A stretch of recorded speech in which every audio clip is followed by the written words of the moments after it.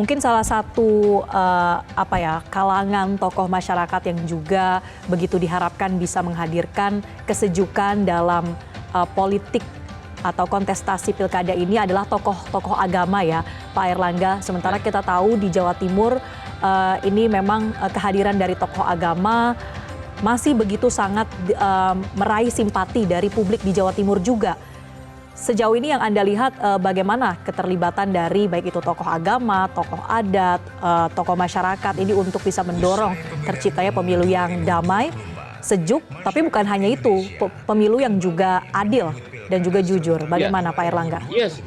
Ya, saya pikir bahwa keterlibatan dan partisipasi tokoh-tokoh beragama itu sangat signifikan dan penting Jawa Timur. Apalagi Jawa Timur ini memiliki budaya religiusitas yang cukup tinggi. Dan bagaimana tokoh-tokoh agama itu mengambil tindakan dan bersikap akan sangat menentukan corak pilkada yang akan berlangsung di Jawa Timur. Dan saya pikir bahwa para tokoh agama ini juga paham akan peran dan tugasnya terkait untuk membuat Jawa Timur ini dalam dinamika politik yang cukup seru ini juga kemudian berjalan secara sejuk dan yang gembira. Ya, saya pikir itu akan kita saksikan dalam kampanye di Pilgub selama 2 bulan ke depan. Tapi sejauh ini Pak Airlangga mungkin riak-riak politik dari perbedaan pilihan itu sudah mulai terasa belum di Jawa Timur? Ya, saya pikir tentunya muncul ya.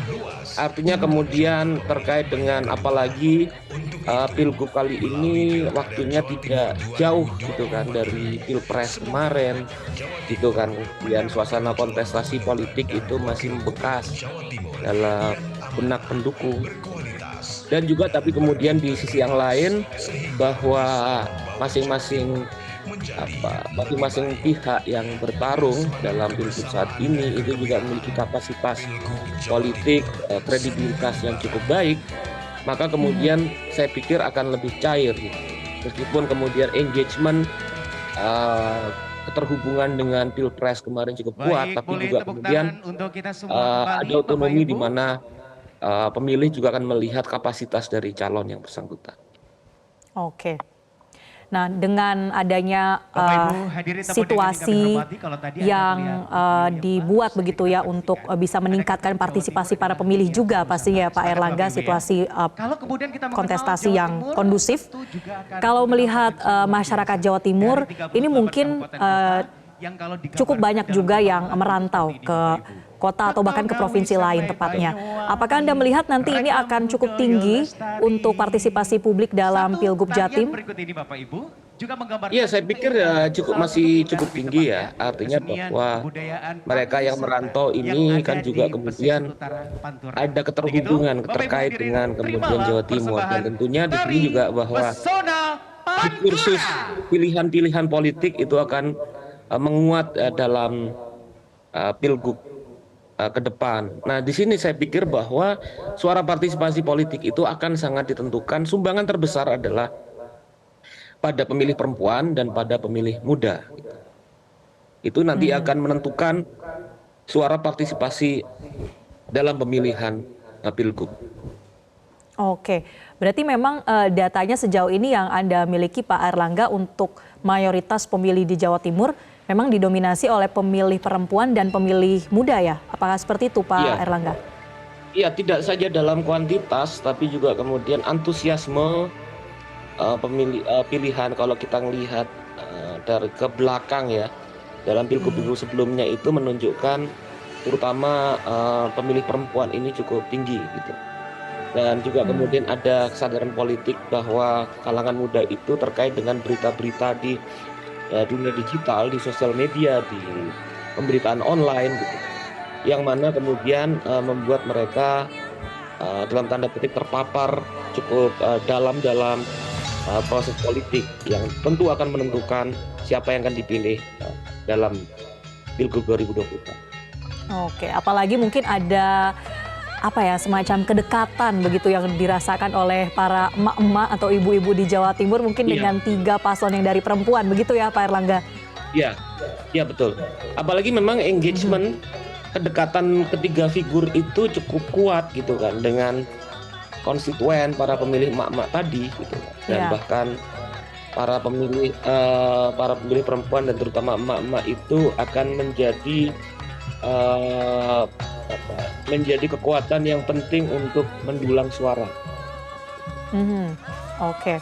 Jadi Nah, itu Pak Erlangga, dari 3 paslon atau sering disebut juga 3 Serikandi yang bertarung, ketiganya tadi kita katakan sama-sama sudah punya kapasitas, secara kualitas tidak diragukan.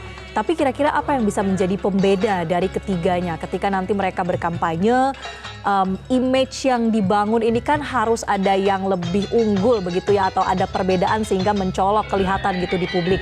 Kira-kira apa yang menjadi pembeda dari ketiganya, Pak Erlangga?